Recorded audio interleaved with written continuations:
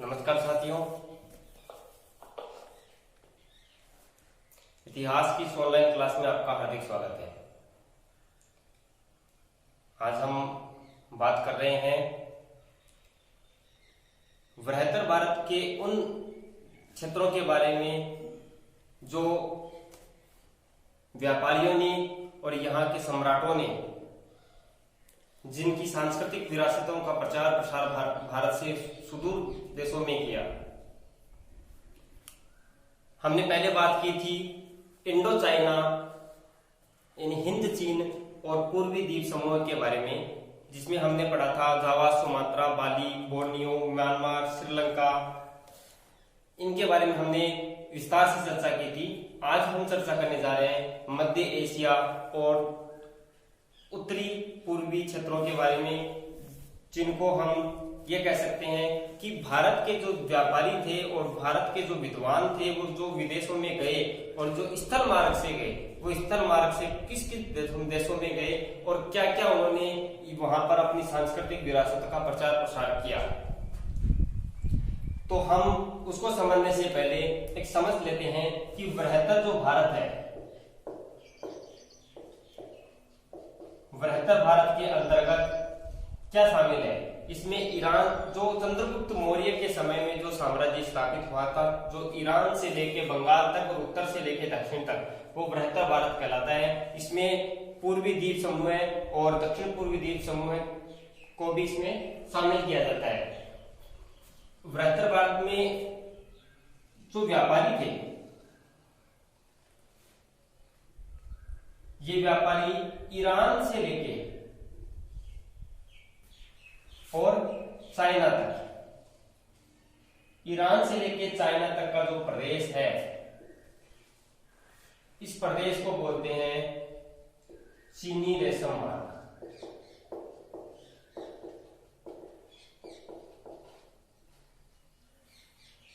जो चीन से लेके और ईरान और मध्य एशिया में फैला हुआ था, इसको हम रेशम मार्ग के नाम से जानते हैं, जिसको सिल्क रूट भी कहा जाता है।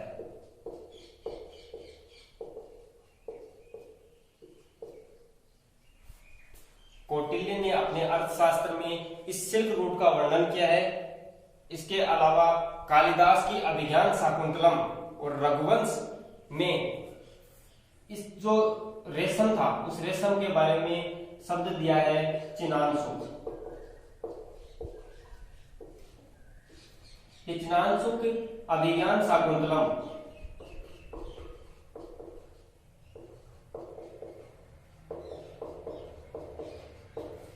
और रघुवंश में इसका वर्णन मिलता है, जो कालिदास की रचना है। इसके अलावा कौटिल्य के अर्थशास्त्र में भी अपने को यह वर्णन मिलता है। तो चीनी रेशम मार्ग था। भारत और अन्य देशों के जो भारत के व्यापारी, चीन के व्यापारी और अन्य जो व्यापारी थे, वो प्राचीन समय में जब रेशम मार्ग का जिनको ज्ञान नहीं था, उस समय दूसरे रास्तों से जाते थे तो उनको बहुत कठिनाइयों का सामना करना पड़ता था। लेकिन इस रेशम मार्ग का ज्ञान हो जाने के पश्चात ये सबसे सरल मार्ग था और इससे व्यापारी विदेश में दूर दूर तक अपना व्यापार फैलाने के लिए गए। और इसी व्यापारिक उद्देश्यों के साथ साथ में वो भारतीय जो व्यापारी थे, वो उन्होंने अपनी संस्कृति, अपनी सभ्यता, अपनी चिकित्सा, अपनी ज्योतिषी, अपनी ऐसी साइंस एंड टेक्नोलॉजी वहां तक पहुंचाई और उनके माध्यम से वहां पर भी भारतीय संस्कृति का प्रादुर्भाव हुआ।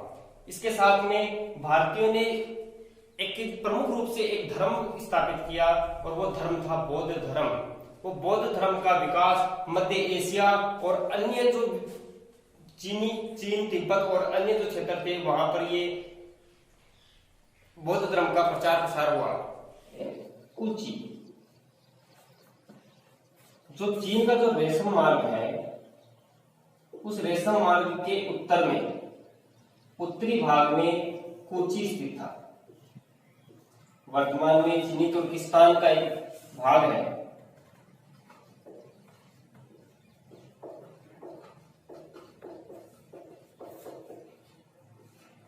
यानी चीन का वर्तमान में प्रदेश है। और ये रेशम मार्ग को दो भागों में बांटता है, यानी कि ये उत्तरी भाग में कोची और दक्षिणी भाग में खोतान। यहाँ से रेशम मार्ग दो भागों में बट जाता है और इसी के ऊपर स्थित है कोची, जहां पर भारतीय संस्कृति का प्रसार हुआ। कोची में जितने भी शासक हुए हैं उनमें कुछ जो शासक हुए हैं उनमें भारतीय राजाओं के नाम प्रतीत होते हैं, जैसे सुवर्णदेव,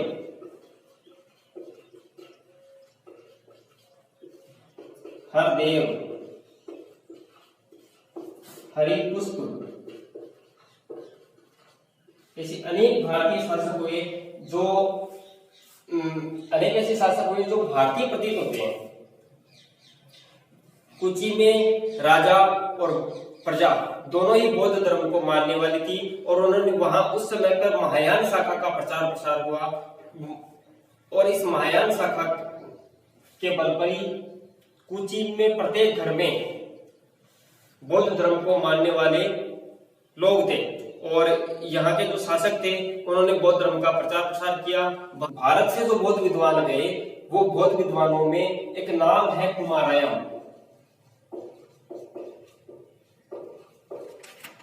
जो कश्मीर के थे और इन्होंने वहां जाकर जीवा नाम की कन्या से विवाह किया और इन दोनों से जो पुत्र उत्पन्न हुआ उसका नाम था कुमारजीव। कुमारजीव बौद्ध धर्म के प्रकांड पंडित थे और इन्होंने चीन और तिब्बत में और भारत में बौद्ध धर्म का प्रसार किया। ह्वेनसांग में यहाँ पर बुद्ध की 90 फुट ऊंची प्रतिमा का उल्लेख करता है। 90 फीट ऊंची प्रतिमा जो किसकी थी? महात्मा बुद्ध की। और इसका वर्णन करता है ह्वेनसांग।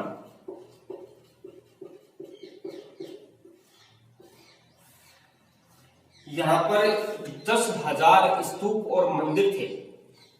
इस कोची में 10,000 के लगभग बौद्ध मंदिर स्थापित थे। तो कोची जो था वो चीनी तुर्किस्तान का एक प्रदेश था, इंपॉर्टेंट है और इसमें अपने को भारतीय नाम मिलते हैं सुवर्णदेव, हरदेव, हरिपुष्प। इसके अलावा यहाँ पर कश्मीर का एक बौद्ध विद्वान कुमारायम गया था जिसने वहां के कन्या जीवा से विवाह किया और इस दोनों से उत्पन्न पुत्र का नाम हुआ कुमारजीव। इस कुमारजीव ने तिब्बत और चीन में अपने बौद्ध धर्म का प्रसार किया। कोची के बाद में पढ़ते हैं हम खोतान।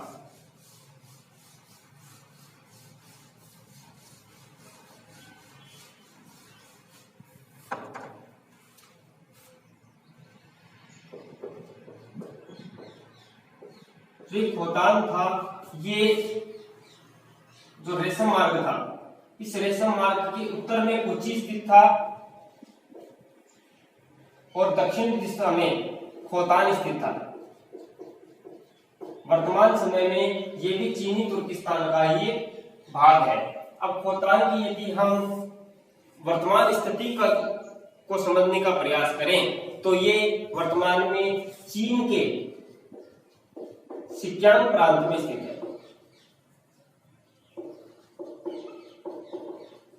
चीन के सिक्यांग प्रांत में स्थित है और ये जो टाकला माकन जो मरुस्थल है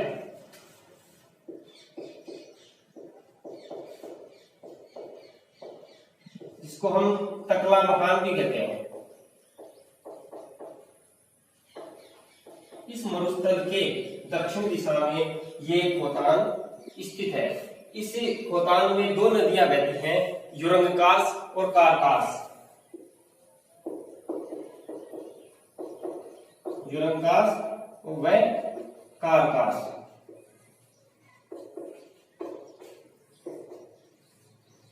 खोतान चीनी तुर्किस्तान में टाकला माकन मरुस्थल के दक्षिण में युरंकास और कारकास नदी के संगम पे बसा हुआ है और बौद्ध परंपरा के अनुसार यहाँ का जो शासक था उस शासक का नाम था कुणाल, जो अशोक का पुत्र था और इसने यहाँ पर भारतीय साम्राज्य की स्थापना की। इस कुणाल को हम कुस्तन के नाम से भी जानते हैं।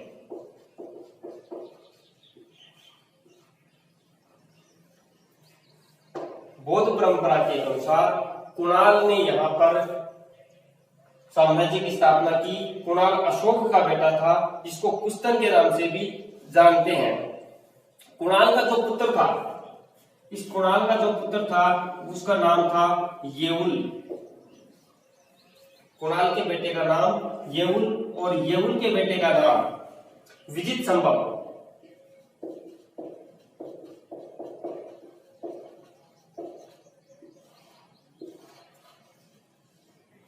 कि विजित संभव के बाद में जितने भी शासक हुए उन सब ने विजित की उपाधि धारण की, जैसे विजित धर्म,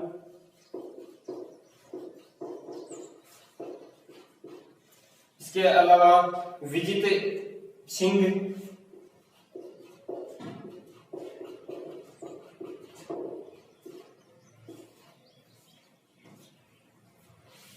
विजित संभव के समय में कश्मीरी बौद्ध विद्वान वेरोचन खोतान गया था। वेरोचन नाम का एक कश्मीरी विद्वान विजित संभव के समय में खोतान गया और उसने बौद्ध धर्म के महायान शाखा का प्रचार प्रसार किया। चीनी यात्री, देखो पहले हम बात करते हैं विजित संभव के समय में एक विद्वान गया था और उसका नाम था वेरोचन। इस वेरोचन ने बौद्ध धर्म का प्रचार प्रसार किया। वेरोचन के बाद में हम ये बात करें तो एक नाम आता है फाहियान। फाहियान ने अपने ग्रंथ फोकोकी में चीनी तुर्किस्तान खोतान का बहुत सुंदर वर्णन किया है। और फाहियान कहता है कि खोतान के प्रत्येक घर में पेगोड़ाओं का निर्माण किया जाता था। पेगोड़ा, पेगोड़ा इसको हम बौद्ध मंदिर के नाम से भी जानते हैं। ये मंदिर प्रत्येक घर में होते थे और लगभग 20,000 के लगभग यहाँ पर मंदिर स्थापित थे। और इसके अलावा यहाँ पर एक विहार मिलता है जिसको हम बोलते हैं गोमती विहार, जिसको बोलते हैं गोमती विहार।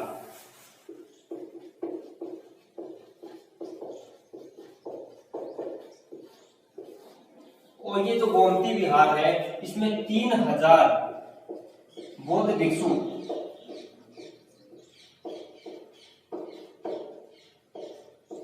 निवास करते थे। और ये भारत में जैसे बौद्ध विहार होते थे उसी प्रकार से ये भी वहां पर बौद्ध विहार था। तो अपने को एग्जाम में ये क्वेश्चन पूछा जाए कि गोमती विहार कहाँ पे स्थित था, तो ये खोतान में स्थित था।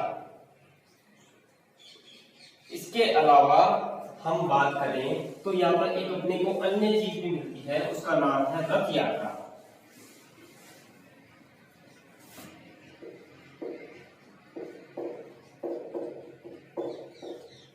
भगवान जगन्नाथ का नाम आपने सबने सुना होगा और भगवान जगन्नाथ की रथ यात्रा निकलती है। उसी रथ यात्रा के समान यहाँ भी महात्मा बुद्ध की प्रतिमा को एक रथ पे विराजित कर दिया जाता था और उसके दाएं और बाएं बोधिसत्वों की मूर्तियां रख दी जाती थी और उस मूर्तियों को लेके एक रथ में पूरे नगर का भ्रमण करवाया जाता था। जब रथ कुछ 100 कदम की दूरी पे रह जाता था तो जो वहां का जो शासक था वो अपना मुकुट उतार कर और उस रथ को के सामने उस भगवान बुद्ध की प्रतिमा के सामने अपना शीश नवाता था और स्वयं रथ को खींचता था। इससे ये प्रतीत होता है कि न केवल वहां का शासक बल्कि वहां की प्रजा दोनों ही बौद्ध धर्म की प्रबल समर्थक थे और उन्होंने बौद्ध धर्म का प्रचार प्रसार किया और उसमें भी बौद्ध धर्म की महायान शाखा का सर्वाधिक प्रचार प्रसार हुआ। फाहियान ने एक राज विहार का वर्णन करता है और ये राज विहार को बनने में 3 पीढ़ियां लग गई। इस राज विहार को बनने में 3 पीढ़ियां लग गई, 80 वर्षों में ये राजविहार बनकर तैयार हुआ और इसलिए 250 फीट ऊंचा है, 250 फीट ऊंचा है ये राजविहार, 250 फीट ऊंचा है। और इसका वर्णन कौन करता है? फाहियान।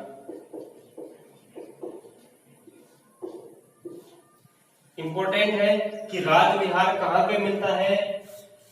खोतान में मिलता है, 250 फीट ऊंचा है और इसको बनने में 80 वर्ष का समय लगा था। इसके बाद में हम बात करते हैं तिब्बत।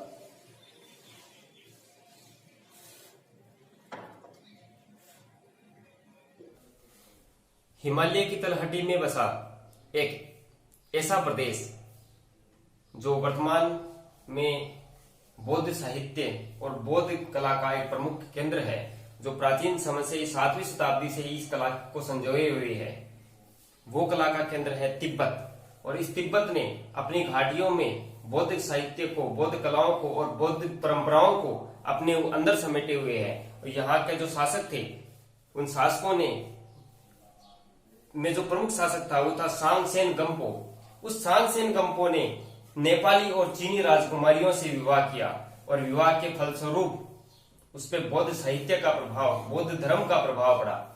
वहां की जो रानियां थी, उन राजकुमारियां थी, उन राजकुमारियों के फलस्वरूप जो उस पर बौद्ध धर्म का प्रभाव पड़ा, उसकी वजह से उसने विश्व के अनेक कोनों में अपने दूत भेजे और उसी दूतों में से भारत में भी उसने अनेक प्रकार के दूत भेजे।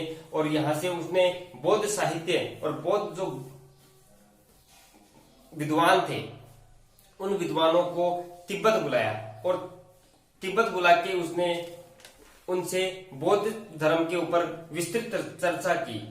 इसी में सबसे पहले जो नालंदा विश्वविद्यालय के जो प्रधान कुलपति थे, उसका नाम था कमलशील। तिब्बत की हम बात कर रहे हैं। तिब्बत वर्तमान में उत्तर पूर्वी दिशा में स्थित है और यहां से नालंदा विश्वविद्यालय से विद्वान गए थे, उनका नाम था कमलशील।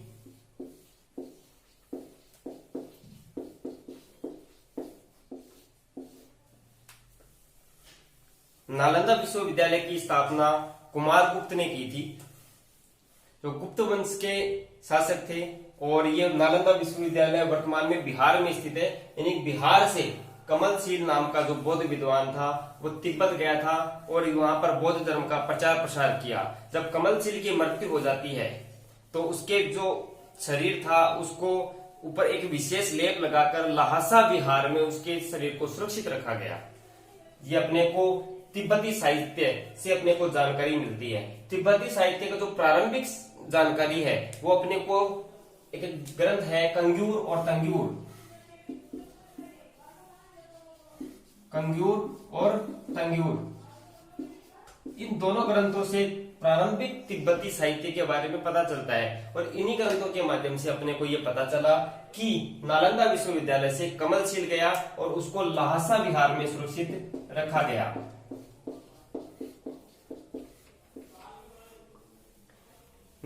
नालंदा विश्वविद्यालय के अलावा एक अन्य विश्वविद्यालय है, इसका नाम था ओदंतपुरी।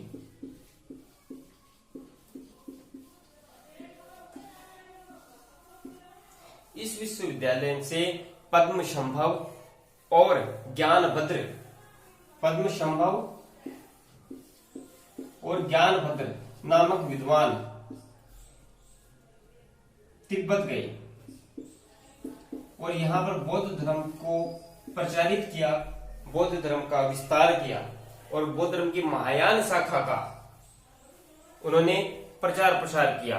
पद्मसंभव ने यहाँ पर समयस विहार, पद्मसंभव ने यहाँ पर समयस विहार की स्थापना की। ये समयस विहार ओदंतपुरी विश्वविद्यालय के समान ही स्थित था। बौद्ध धर्म से पहले यहाँ पर एक अन्य धर्म चलता था, इसका नाम है बोन धर्म। बोन धर्म, ये जो बोन धर्म है ये बौद्ध धर्म से पहले जो धर्म था उसका नाम है बौद्ध धर्म। बौद्ध धर्म के बाद में जब पद्मशंभव वहां पर पहुंचे तो उन्होंने तिब्बत वासियों ने उनसे प्रभावित होकर और बौद्ध धर्म की जगह बौद्ध धर्म को अपना लिया और बौद्ध धर्म ही अब उनके जीवन का एक प्रमुख अंग बन गया। और उसके बाद में बौद्ध धर्म था वो विलुप्त हो गया। जो कमलशील थे वो नालंदा विश्वविद्यालय से थे और जो पद्मशंभव थे वो ओदंतपुरी विश्वविद्यालय से थे। इसके अलावा एक अन्य नाम मिलता है जो विक्रमशिला विश्वविद्यालय से संबंधित है। विक्रमशिला विश्वविद्यालय का एक विद्वान था, इसका नाम था अतिश।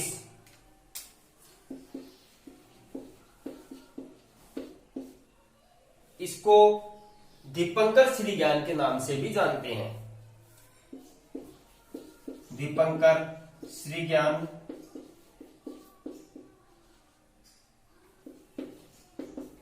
और ये विक्रमशिला विश्वविद्यालय से गए थे। और विक्रमशिला विश्वविद्यालय से जाने जब ये तिब्बत पहुंचे तो उन्होंने शाक्य विहार की स्थापना की। वहां पर शाक्य विहार की स्थापना की और विक्रमशिला विश्वविद्यालय के समान ही वहां पर बौद्ध धर्म का प्रचार प्रसार किया। शताब्दी में शासन कर रहा था, उसका एक मंत्री था, बहुत ही विद्वान मंत्री, थोनमी संबोट। एक नाम है थोनमी संबोट।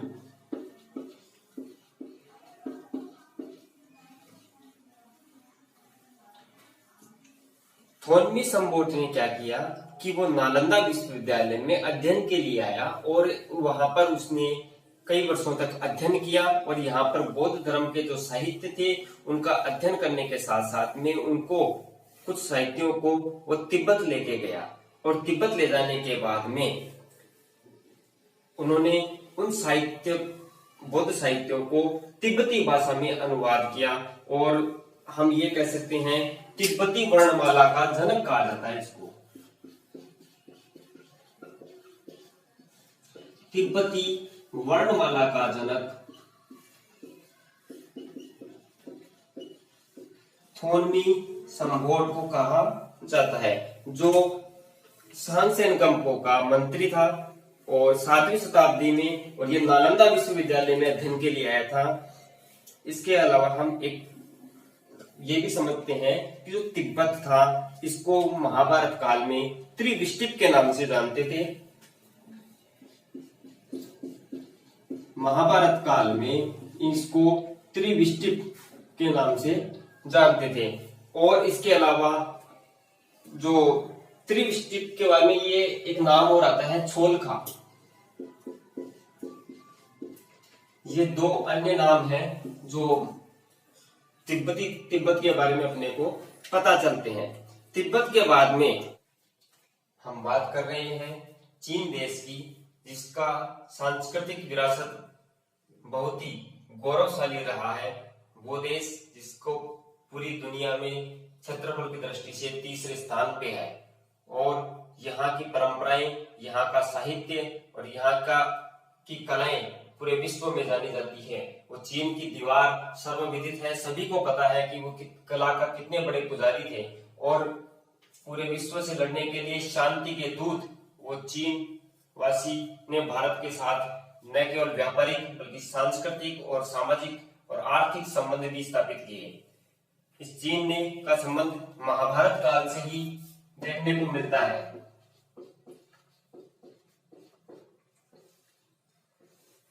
और महाभारत के अलावा जो मनुस्मृति है, मनुस्मृति से भी अपने को चीन के बारे में पता चलता है कि मनुस्मृति से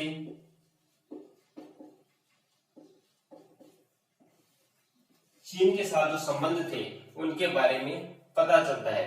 कौटिल्य के अर्थशास्त्र में चीनी रेशमी वस्त्र का उल्लेख मिलता है। ये चीनी रेशमी वस्त्र इतना प्रसिद्ध था कि मध्य एशिया तक इसका व्यापार होता था और मध्य एशिया तक इसका व्यापार होता था।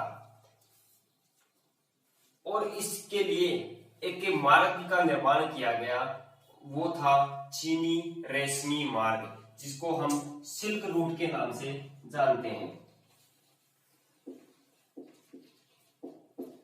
ये जो सिल्क रूट था ये चीन से प्रारंभ होके मध्य एशिया, कुची, खोतान, काशगार से होता हुआ ये ईरान की घाटियों से गुजरता हुआ और मध्य एशिया तक जाता था। और ये मध्य एशिया में न केवल इसमें चीन से बल्कि भारत के व्यापारी भी अपनी वस्तुएं और अपना जो व्यापार इस मार्ग से करते थे।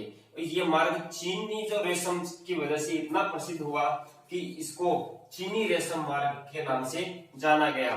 कौटिल्य ने चीनी वस्त्र का उल्लेख किया है अपनी पुस्तक अर्थशास्त्र में। कौटिल्य ने अपनी पुस्तक अर्थशास्त्र में इस चीनी रेशमी वस्त्र का उल्लेख किया है। इसके अलावा कालिदास की पुस्तक है अभिज्ञान शाकुंतलम,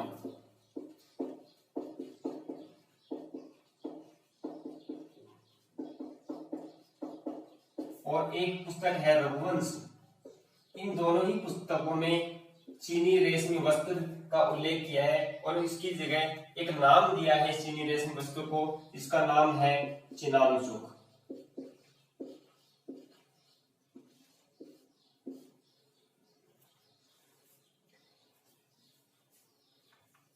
भारत का चाइना से व्यापारिक और सांस्कृतिक संबंध था। इसका पता अपने को कांची से प्राप्त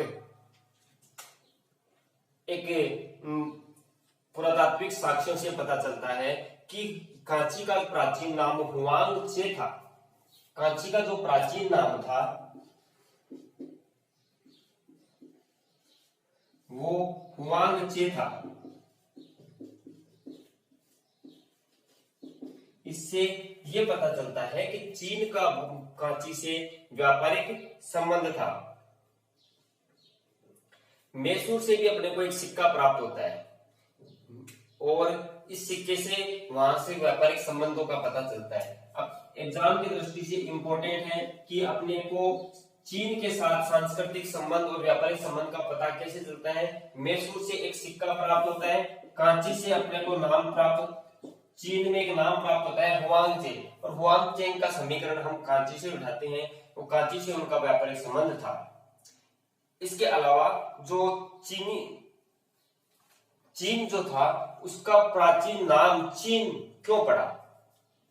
चीन का नाम चीन क्यों पड़ा? चीन का नाम इसीलिए पड़ा कि यहाँ पर 121 ईसा पूर्व में एक वंश था जिसका नाम था चिन वंश।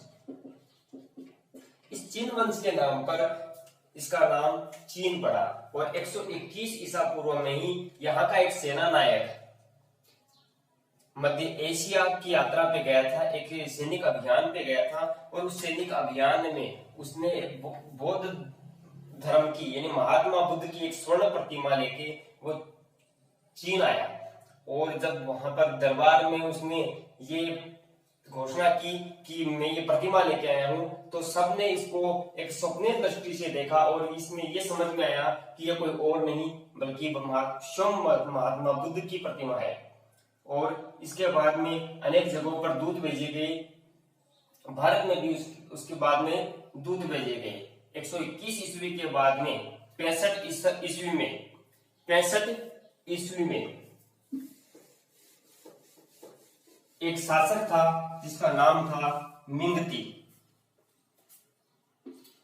65 ईस्वी में एक शासक था जिसका नाम था मिंगती और ये प्रथम चीनी शासक माना जाता है।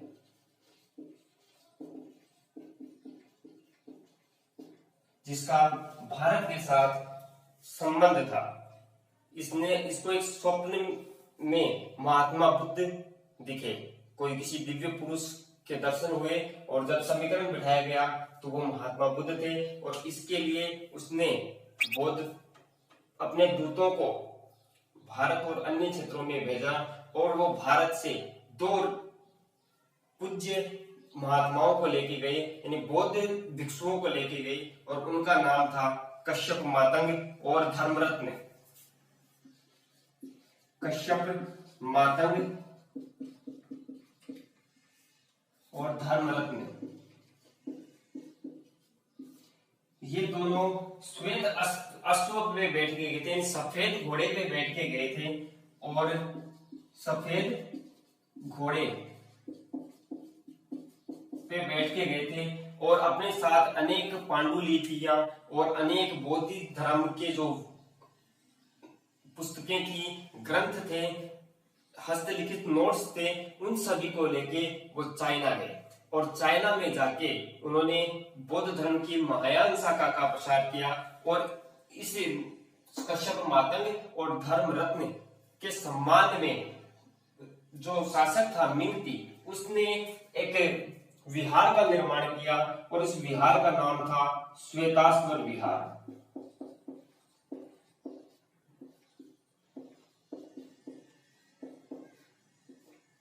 श्वेताश्वर विहार यानी कि जब वो श्वेत अश्व पर बैठ के आए थे, सफेद घोड़े पे बैठ के आए थे, तो उन घोड़ों के आधार पर उनके विहार का निर्माण भी श्वेताश्वर विहार रखा गया। और ये चीनी साहित्य के अनुसार ये चीन का सर्वाधिक प्राचीन विहार कहलाता है। अब जब ये श्वेताश्वर विहार में उनका निर्माण हो गया और कश्यप मातंग और धर्मरत्न चीन पहुंच गए, तो चीन पहुंचने के बाद में जैसे उन्होंने बौद्ध धर्म का प्रचार किया, तो बौद्ध धर्म के प्रचार करने के बाद में वहां पर जो पहले से एक धर्म था, उस धर्म का नाम था कन्फ्यूशियस धर्म।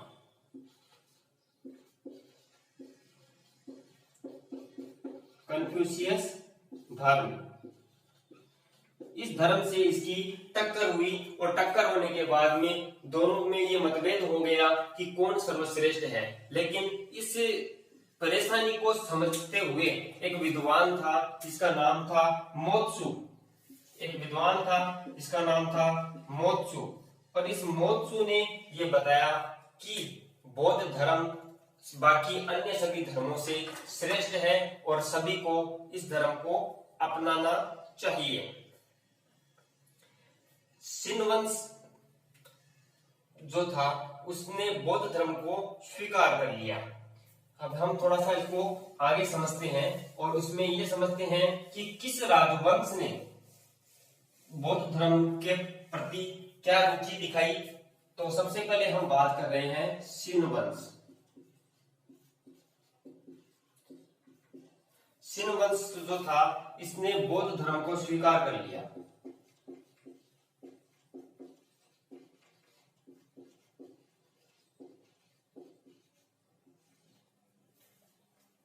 शिन वंश के बाद में जो वंश आए वो आए वू वंश और मिन वंश। वू वंश और मिन वंश, इन दोनों ही वंशों के समय लगभग 37,000 बौद्ध भिक्षु बन गए।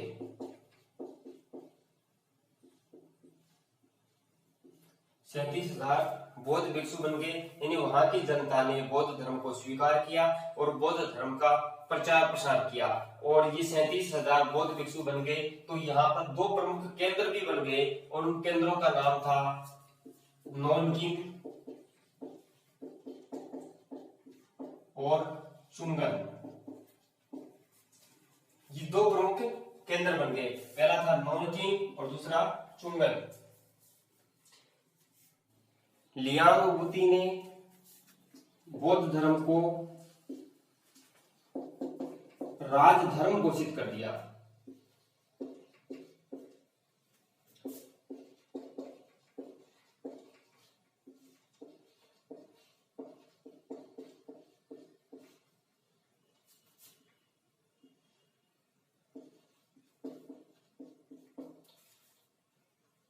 लियांग वुती ने बौद्ध धर्म को राजधर्म घोषित कर दिया। अब राजा और प्रजा दोनों ही बौद्ध धर्म के प्रबल समर्थक हो गए। लियांग वुती के बाद में लातूरे के अनुसार सुई वंश के समय तक बौद्ध धर्म चीन का एक प्रमुख धर्म बन गया। लातूरे नाम का एक विद्वान है और उस विद्वान के अनुसार लातूरे के अनुसार सुई वंश के समय तक जो बौद्ध धर्म था वो चीन का एक प्रमुख धर्म बन गया। यानी कि ये जो बौद्ध धर्म था वो बाकी सभी धर्मों का स्थान इसने ले लिया।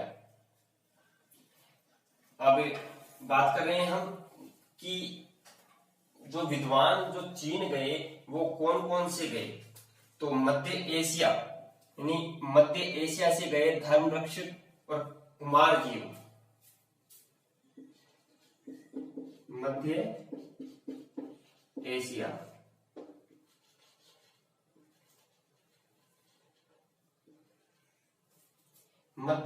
से कौन गए? धर्मरक्षक और कुमारजीव। कुमारजीव जो थे वो कुची के निवासी थे और कुमारायम और जीवा के पुत्र थे। और इन्होंने न केवल चीन में बल्कि तिब्बत और मध्य एशिया के अनेक प्रांतों में इसने बौद्ध धर्म का प्रचार किया। अनेक ग्रंथों का चीनी भाषा में अनुवाद किया। और कुमारी जीव जो थे उनका आज भी चीन में एक सम्मान की दृष्टि से देखा जाता है। जो प्रारंभिक जो बौद्ध विद्वान जो भारत से गए उन विद्वानों में जो था वो थे धर्मक्षेप। भारत से जो गए मध्य एशिया से जो चीन में जो बौद्ध भिक्षु गए उनमें दो नाम प्रमुख हैं। वो है एक तो धर्मरक्षक और एक कुमारजीव।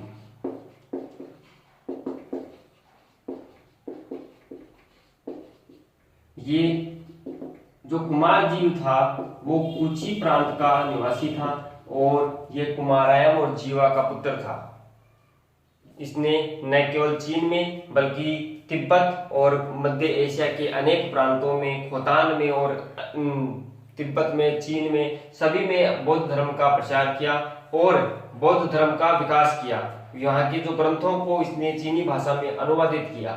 तो कुमारायम जो था वो बौद्ध धर्म का एक प्रमुख बौद्ध भिक्षु कहलाता है, बौद्ध विद्वान के नाम से जाना जाता है। भारत में जो प्रारंभिक बौद्ध भिक्षु गए थे भारत से उनमें है धर्मक्षेप, गुणभद्र,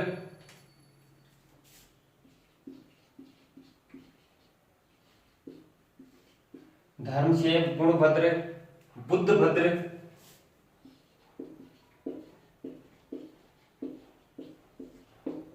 इसके अलावा धर्मगुप्त,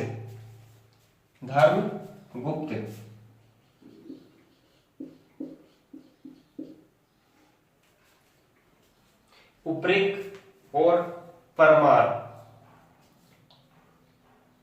धर्मगुप्त, उपशून्य और परमार्थ।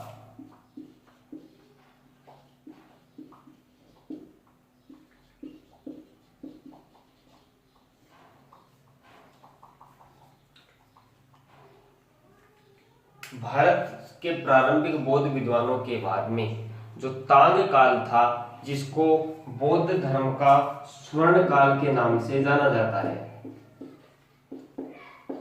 यानी कि ये बौद्ध चीन में बौद्ध धर्म का स्वर्ण काल था।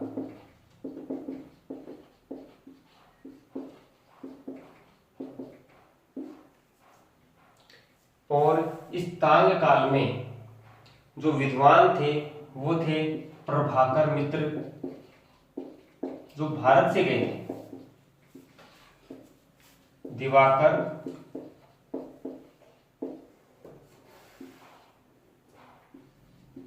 अमोघ वज्र,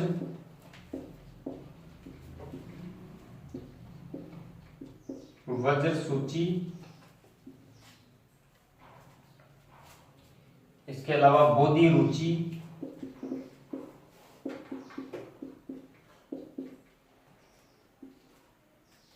ये विद्वान भारत से चीन में गए थे।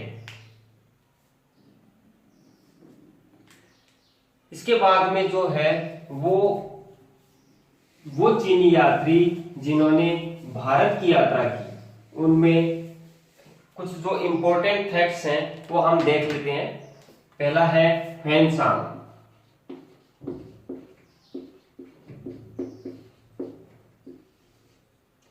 ह्वेनसांग जिसकी पुस्तक है सी यू की। हर्षवर्धन, सम्राट हर्षवर्धन के समय में ये भारत आया था और इसने भारत की यात्रा की। नालंदा विश्वविद्यालय में ये अध्ययन के लिए भी गया था और इसने भारत के अनेक प्रांतों में यात्रा की। इसमें कांची का जो शासक था वहां पर भी ये गया था। पल्लव वंश के समय में भी ये उसके दरबार में पहुंचा था और ह्वेनसांग ने शिव की ग्रंथ में भारत की उस समय की राजनीतिक और आर्थिक दशाओं का वर्णन किया है। ये बहुत एग्जाम की दृष्टि बहुत इंपॉर्टेंट है और चीनी साहित्य को भारत के साथ जो संबंध था उसके बारे में भी अपने को एक बहुत ही सुंदर जानकारी प्राप्त होती है। इसके अलावा एक अन्य विद्वान है जिसका नाम है फाहियान। फाहियान था और चंद्रगुप्त सेकंड के समय में भारत आया था और इसकी पुस्तक का नाम है फोको की।